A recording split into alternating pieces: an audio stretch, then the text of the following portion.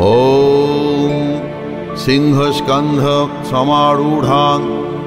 नानालङ्कारभूषितं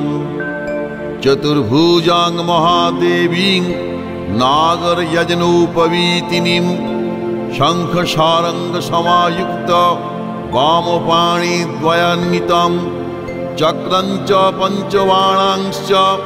दधतीं दक्षिणे करे रक्तवस्त्रपरिधानं बालार्कसदृशीं तनुं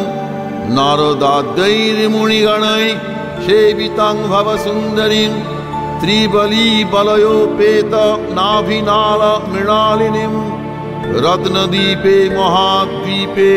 सिंहासनसमन्विते प्रफुल्लकमलारूढां